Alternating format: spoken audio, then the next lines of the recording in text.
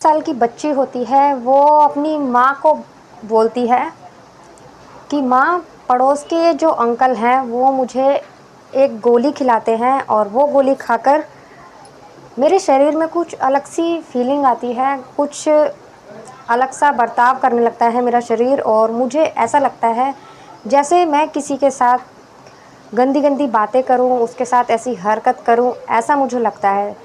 उसकी माँ उसकी बात अनसुनी कर देती है। उसकी है वो अपनी माँ को फिर से जब 2-3 बार वो बोलती है तो वो उसकी माँ उसे उस टाइम चुप कर देती है डांट कर। तो बेटी शांत हो जाती है। उसके कुछ टाइम बाद फिर से ऐसा ही चलने लगता है। वो आदमी उस छोटी सी बच्ची को गोलियां खिलाता है। ये घटना मुंबई की है। मुंबई में एक महाराष्ट्र की है। महाराष्ट्र मुंबई की, वहाँ एक परिवार था जहाँ जो उसके पिता होते हैं लड़की के, वो किसी दूसरे देश में काम कर रहे होते हैं, वो वहाँ नहीं रहते हैं। तो माँ और 8 साल की बेटी होती है उसकी, वो घर पर ही रहते हैं। उसकी माँ भी सुबह जाया करती थी किसी काम से और दोपहर में आया करती थी। तो इस बीच वो बेटी अकेली रहा करती थी। 8 साल की वो बच्ची थी। तो उसके पड़ोस में ही एक आदमी होता है। तो एक दिन उसे वो बुला लेता है अपने पास। जब वो अपने पास उसे बुलाता है, बुलाने के बाद उसके संग छेड़छाड़ करने लगता है। जब उसे छेड़छाड़ करने लगता है और लड़की उसका विरोध करती है, लेकिन वो बच्ची होती है, उसे नहीं पता था ये क्या कर रहे हैं क्या नहीं कर रहे हैं। उसके संग ऐसे ही छेड़छाड़ करता रहता है और जब तक उसकी माँ नहीं आती, जब तक वो उसके संग ऐसा ही करता है। उसका जैसे मन करता है वैसे उसके संग बैड टच करता रहता है उसके। और वो लड़की शांत रहती है, 1-2 बार मना करती है लेकिन वो नहीं मानता, वो बच्ची कुछ नहीं कहती। उसके बाद जब वो जाने लगती है तो उसको बोलता है कि अगर जो तेरे साथ हुआ है आज, जो मैंने किया है तेरे साथ, अगर तूने ये किसी को भी बताया तो मैं तुझे और तेरी माँ को जान से मार दूंगा। तो वो लड़की डर जाती है और वो अपनी माँ से कुछ भी नहीं कहती। उसके बाद वहीं से वो खेलने कूदने लग जाती है और अपना स्कूल जाने लग जाती है। उसके बाद 1-2 दिन बाद वो फिर से आदमी उस बच्ची को बुलाता है घर में अकेला देखकर। उसे बुलाता है तो वो उसे गोली खिलाता है, जो शक्तिवर्धक गोली होती है वो उसे खिलाता है। वो खाने के बाद उस लड़की के शरीर में अजीब सी हरकत, उसके हार्मोन्स चेंज होते हैं और अजीब सी वो हरकतें करने लगती है। अब उसका जैसे वो उसके संग हरकत करता था, उसे बैड टच करता था, तो वो उसे अच्छा लगने लगता है। अब वो धीरे धीरे वो लड़की धीरे धीरे बढ़ रही थी समय के साथ। और जितनी उसकी उम्र नहीं थी उससे ज़्यादा उस गोलियों की वजह से उसके अंदर के हार्मोन्स चेंज हो रहे थे और उस लड़की के साथ कुछ अजीब सा हो रहा था। अब ऐसे करते करते वो लड़की जब 8 साल की थी, अब वो उसके संग रोज़ उसे गोली खिलाता था, रोज़ उस लड़की के संग ऐसे ही करता था।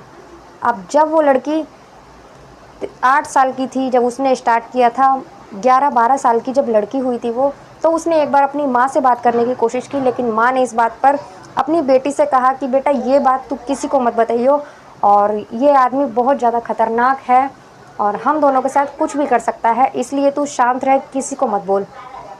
उसकी माँ ने वो बात वहीं की वहीं आई गई कर दी, अपने पति को भी इस बारे में कुछ नहीं बताया। धीरे धीरे ऐसे ही वक्त बीतता गया। वो लड़की जो थी दिन पर दिन बड़ी होती गई।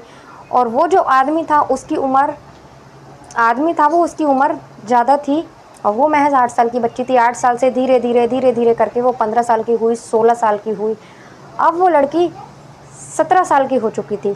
जब वो 17 साल की हो चुकी थी, इतने सालों से वो ये गोलियां खा रही थी, तो उसे एक सेक्स की लत लग चुकी थी। अब वो जब वो आदमी उसका इंतज़ार करता था, लेकिन अब वो जैसे जैसे बड़ी हुई थी तो अब वो लड़की उसका इंतज़ार करा करती थी कि कब वो आएगा और मैं उसके संग ये सब काम करूँगी। उसे इतनी ज़्यादा उस चीज़ की लत लग चुकी थी, यानी इस चीज़ की वो आदी हो चुकी थी लड़की। अब जब वो समय के साथ उसकी उम्र बढ़ती जा रही थी तो आदमी की इच्छा कम होने लगी थी और वो जो लड़की थी सेक्स की आदी हो चुकी थी, उसे लगता था कि मैं यही काम करती रहूं।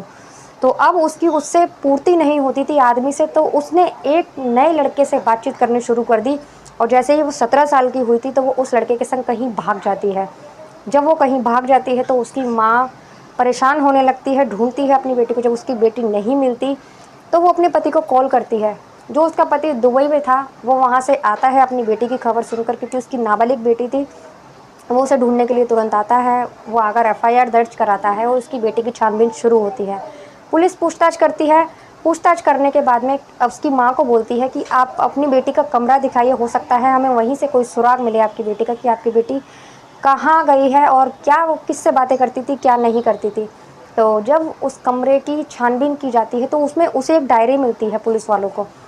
जब वो डायरी पढ़ते हैं, 27 पेज की वो डायरी होती है और उसमें उस लड़की ने, जब वो 8 साल की थी, जब से उसने और जो 17 साल की हुई, अपनी पूरी 9 साल की कहानी उसने उस डायरी में एक एक पेज पर 27 पन्नों पर उसने अपनी पूरी कहानी लिख रखी थी, एक के बाद एक। इस दिन मैं अंकल ने मुझे बुलाया था, इस दिन मुझे उसने गोली खिलाई थी, और धीरे धीरे करके वो रोज़ मुझे गोलियां खिलाते रहे थे और इससे मेरे हार्मोन्स चेंज हो रहे थे। मुझे ऐसा लगता था कि मैं ऐसा काम करूं, वैसा काम करूं। सब कुछ उसमें उसने लिख रखा था। और जब वो डायरी उन्हें मिलती है तो वो उसको अरेस्ट करते हैं, उस आदमी को, और जेल में डाल देते हैं। जेल में डालने के बाद में ये जो आदमी को सज़ा हो जाती है और बाद में उस लड़की को भी ढूंढ लिया जाता है। ढूंढने के बाद में उसको पूछा जाता है, सारी बात वो बता देती है। फिर उस अपने माँ बाप के संग वो रहती है। लेकिन इस आदमी को सज़ा मिल चुकी थी और 2022 आता है। 2022 में इस आदमी ने हाई कोर्ट में अपील की थी, माफ़ी मांगता है जज से कि मुझे इतने साल हो गए जेल में, अब मुझे माफ़ कर दीजिए। तो जब वो माफ़ी मांगता है तो वो जो डायरी होती है जैसा आपके सामने होती है, वो कहते हैं क्या जुर्म किया है तुमने। जब वो उसका गुनाह पढ़ते हैं तो कहते हैं कि तुम्हें शर्म नहीं आ रही, तुम माफ़ी मांग रहे हो। तुम्हारा गुनाह इतना बड़ा है कि अगर तुम्हें छोड़ दिया गया तो तुम किसी और लड़की की ज़िंदगी ख़राब करोगे। तुम्हें रिहा कैसे कर दिया जाए, तुम्हारा गुनाह ही ऐसा है कि तुम्हें माफ़ी मिल ही नहीं सकती, तुम्हें तो जेल में ही रखना चाहिए, जेल से बाहर जाने की अनुमति ही नहीं है।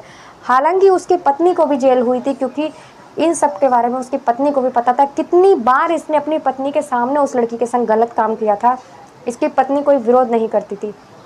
पता होने के बाद भी उसने कभी अपने पति को मना नहीं किया, कभी उसे डांटा नहीं, कुछ नहीं बोला इस बारे में। इसीलिए उसकी पत्नी को भी गिरफ्तार कर लिया जाता है, लेकिन उसकी पत्नी की ज़मानत हो जाती है, वो छूट जाती है। लेकिन उसकी पति को रिहा नहीं किया जाता। साफ साफ जज साहब मना कर देते हैं। वो अपील करता रहता है, माफ़ी मांगता रहता है, लेकिन कहा तुझ जैसे इंसान को इस समाज में रहने का कोई हक नहीं है, तेरे को फिर बाहर भेज देंगे तो तू किसी और लड़की को देखेगा, उसकी ज़िंदगी ख़राब करेगा। तो दोस्तों, ये छोटी सी लड़की की कहानी थी जिसकी एक उसके ही पड़ोसी ने ज़िंदगी ख़राब कर दी थी, जो सेक्स की आदी बन चुकी थी। ये कहानी सुनाने का उद्देश्य किसी को परेशान करना या किसी को दुख पहुंचाना नहीं है, सिर्फ आप लोगों को जागरूक करना है। क्योंकि हमारे आसपास कुछ ऐसे लोग रहते हैं जो ऐसी हरकतें करते हैं।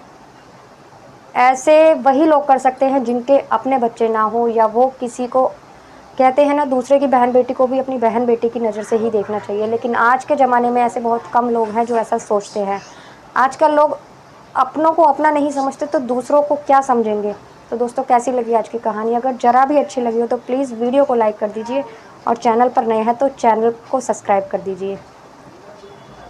और मिलते हैं अगली किसी वीडियो में एक नई कहानी के साथ। तब तक के लिए नमस्कार।